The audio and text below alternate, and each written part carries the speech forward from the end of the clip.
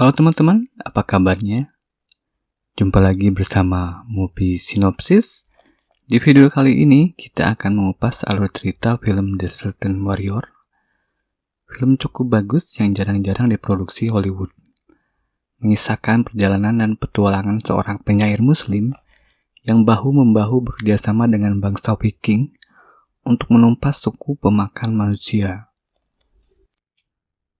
Film ini diperankan oleh Antonio Banderas sebagai Ahmad bin Fadlan, Omar Sharif sebagai Melchizedek, Vladimir Kulit sebagai Bolify, Denis Torhoy sebagai Herger, dan lain-lain. Cerita bermula saat seorang penyair dan juga bangsawan bernama Ahmed ibn Fadlan menjalin hubungan cinta dengan wanita yang bersuami, dan suaminya itu mengadu ke sultan. Untuk menghindari hukuman mati, Ahmed bersedia menjadi duta besar dan dikirim ke tanah barbar, ditemani oleh sahabat ayahnya bernama Melchizedek. Dalam perjalanan mereka mengarungi lautan yang ganas dan gurun yang luas. Saat rombongan karavan melintasi gurun, mereka bertemu dengan bangsa Tartar yang sadis dan dikejar-kejar, tersudut ke sebuah lembah sungai. Di sungai itu, sebuah kapal layar bangsa Viking terlihat, dan bangsa Tartar berhenti mengejar-ngejar karena takut akan bangsa Viking. Sebenarnya rombongan karavan juga takut kepada bangsa Viking karena mereka juga berbahaya. Ahmed, karena perannya sebagai duta besar, tertarik kepada bangsa Viking. Dia bersama rekannya Melchizedek lalu masuk ke tenda bangsa Viking, mencoba berbicara dan mencari tahu pimpinannya.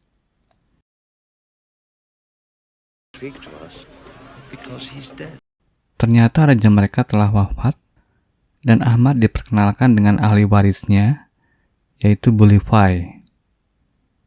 Bolify meminta Ahmad bernyanyi atau melantunkan puisi. Saat Ahmad bercerita, seseorang menyelanya. Bolify menebas dengan pedangnya. Adegan berlanjut dengan ritual kuno pemakaman raja. Keesokan harinya, Ahmed bangun dan melihat seorang anak kecil yang berdiri di atas perahu dan tidak bergerak seperti patung. Lalu bertanya ke Melchizedek. Melchizedek menjelaskan anak kecil itu tidak bergerak agar bangsa Viking yang ada di dalam tenda itu dapat mengetahui dia nyata atau tidak. Anak laki-laki itu bersikap sopan, memberi mereka waktu untuk memutuskan apakah dia nyata atau tidak, sesuatu yang berhubungan dengan kabut, yang merupakan mitos bagi bangsa Viking. Anak kecil itu ternyata seorang utusan dari kerajaan di utara. Dia meminta bantuan kepada Bolify.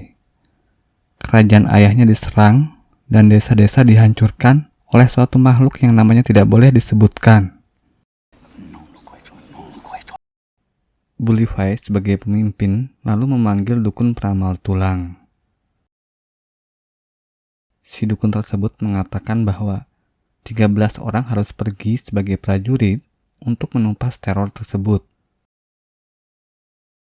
Satu persatu dari bangsa Viking itu mengajukan sukarelawan, termasuk Bolify dan Helger dan lain-lain. Ketika giliran orang ke-13, mereka menatap Ahmed karena orang ke-13 harus orang di luar bangsa Viking. Ahmed suka tidak suka harus pergi juga bersama rombongan tersebut. Ketika hendak pergi, Ahmed diejek karena kudanya yang lebih kecil. Mereka menyamakannya dengan anjing. Selama perjalanan, Ahmed dengan kemampuan yang luar biasa dapat mempelajari bahasa yang digunakan oleh bangsa Viking. Dia tidak terima ibunya dihina, lalu dia balik mengumpat dalam bahasa Viking, mengatakan ke mereka sebagai anak pelacur pemakan babi. Satu waktu, Bolify bertanya kepada Ahmed, apakah dia dapat menggambar suara? Lalu Ahmed menuliskan di tanah, sambil mengatakan bahwa hanya ada satu Tuhan, dan Muhammad adalah utusannya.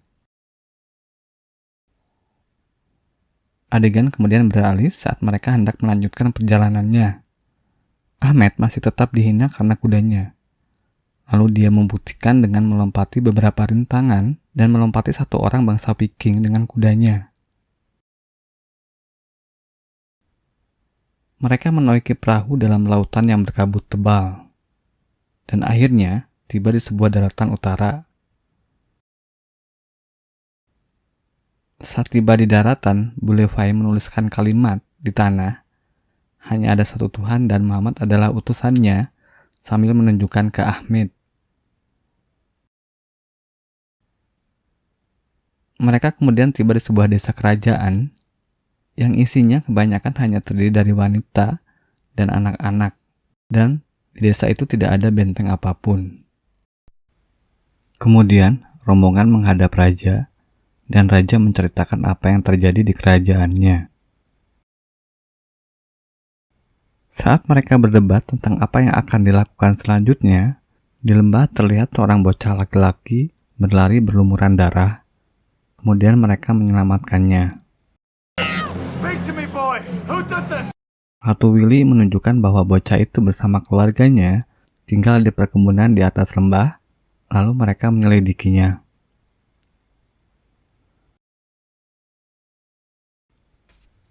Mereka menemukan mayat orang tua bocah itu berlumuran darah.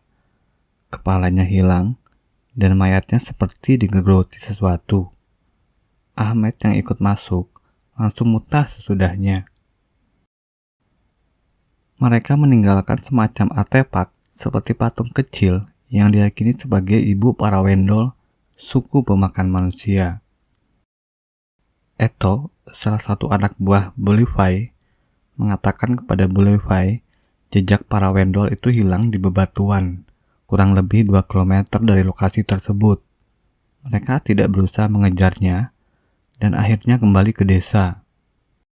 Di desa, raja mengatakan salah satu pemukiman di sebelah utara dan pedalaman telah musnah dibakar 2 tahun lalu. Sedangkan pemukiman lainnya, dia belum mendengar kabarnya. Kemudian, Bulefai dan rombongannya diperkenalkan kepada salah satu orang yang selamat. Dia mengatakan melihat makhluk yang disebut Wendol itu mempunyai gigi seperti singa, kepala seperti beruang, dan mempunyai cakar yang dapat mencabik papan menjadi serpihan. Mereka datang di malam hari dengan kabut. Di malam terakhir desanya musnah, dia juga melihat cacing berapi yang panjangnya 100 kapal. Eto mengatakan bahwa malam ini kabut akan datang. Bulefai lalu memerintahkan mereka berjaga sambil berpura-pura tidur melingkar.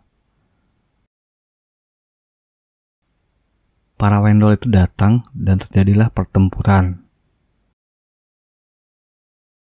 Rekan mereka Rognar dan Ola tewas mengenaskan, kepalanya hilang di bawah para Wendol. Ahmed terluka, untungnya masih hidup. Yang anehnya, mayat Wendol yang mereka bunuh juga hilang. Setelah itu mereka memutuskan untuk membangun benteng pertahanan yang terbuat dari kayu yang diruncingkan, melibatkan para penduduk desa yang kebanyakan terdiri dari para wanita. Terlihat Skell sedang mengajarkan Ahmed cara mengayunkan pedang Viking, tapi karena pedang itu terlalu berat, membuat Ahmed jatuh. Ahmed lalu mengubahnya menjadi semacam pedang Arab yang melengkung yang membuat rekan-rekan Viking tertawa. Mereka menyamakannya dengan pisau. Adegan kemudian beralih saat Ahmed berbicara dengan Helger dan Bulefai, mengatakan pada mereka bahwa dia mendapatkan informasi dari salah satu penduduk desa bahwa anak raja sedang menghasut raja, mengatakan bahwa Bulefai sedang merencanakan untuk mengambil alih kerajaan. Bulefai dan Helger lalu merencanakan sesuatu untuk membuat anak raja itu menyadari kekuatan mereka dengan merencanakan duel yang disengaja dengan anak buah anak raja itu. Helger saat berduel berpura-pura lemah, tapi saat terakhir dia dengan mudah memotong leher musuhnya itu. Kemudian adegan beralih saat Ahmed mengantarkan makanan ke Eto yang sedang berjaga di atas bukit. Mereka berdua melihat kabut terbentuk, lalu terdengar suara trompet perang.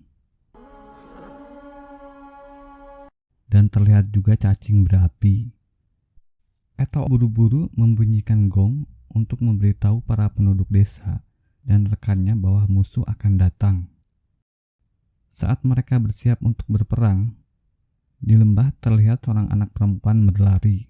Lalu Ahmed dengan kudanya melompati pagar dan pergi menyelamatkan anak itu.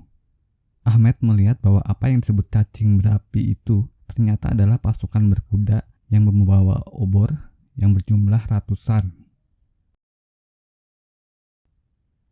Pertempuran heroik terjadi di desa.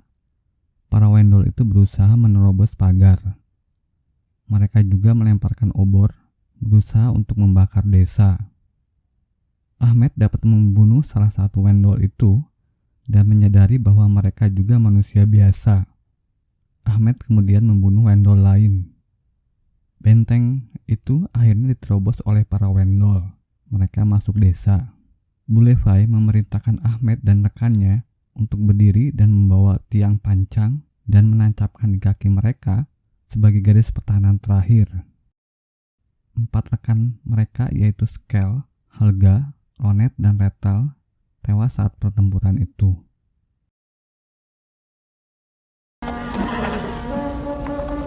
Trompet panjang terdengar dan akhirnya para Wendol itu mundur. Setelah pertempuran berakhir, Bulefai mendiskusikan dengan rekannya yang tersisa dan akhirnya bersepakat untuk menyerang langsung ke sarang para Wendol. Ratu Willy menyarankan untuk bertemu dengan seorang wanita tua yang dapat memberikan petunjuk. Wanita itu menyuruh Bulefai membunuh ibu para Wendol dan juga pemimpinnya. Ia juga memberikan petunjuk bahwa sarang mereka ada di dalam bumi. Bulefai dan rekan-rekannya kemudian berangkat dan kehilangan jejak para Wendol di tempat yang ada tengkorak beruang yang ditancapkan. Ahmed menganggap para Wendol itu berpikiran bahwa mereka adalah seekor beruang, lalu menyarankan untuk mencari sebuah gua. Mereka menemukan sebuah gua dan kemudian menyelinap masuk. Di dalam, mereka menemukan tumpukan tulang tengkorak dan tulang belulang manusia. Mereka berusaha terus masuk jauh ke dalam gua dengan menuruni tebing, kemudian berenang.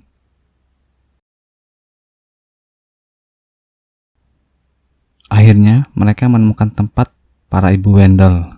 Helga berteriak memerintahkan kepada Bulefai untuk membunuh ibu Wendol, sementara dia dan rekannya akan menahan Wendol yang lain.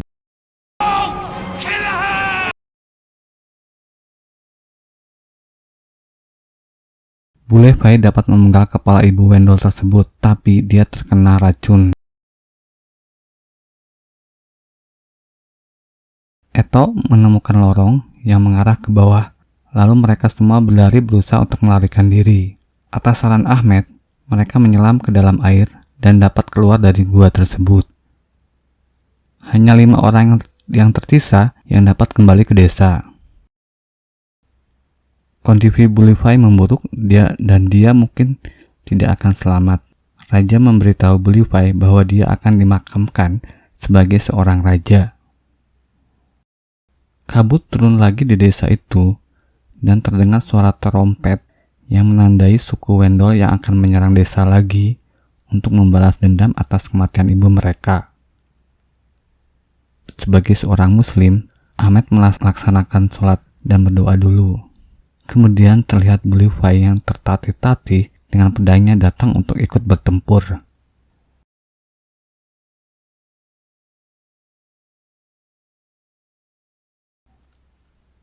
Ahmed dan rekannya serta para penduduk desa berjuang habis-habisan dalam pertempuran itu. Dan akhirnya Bulefai dapat membunuh pemimpin Wendol tersebut. Para Wendol yang tersisa itu melarikan diri. Bulefai yang terluka duduk seperti seorang raja dan dia kemudian meninggal.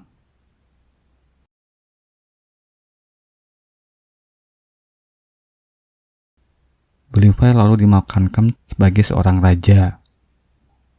Adegan kemudian ditutup saat Ahmed berpisah dengan Herga dan kawan-kawan Vikingnya untuk melanjutkan perjalanannya.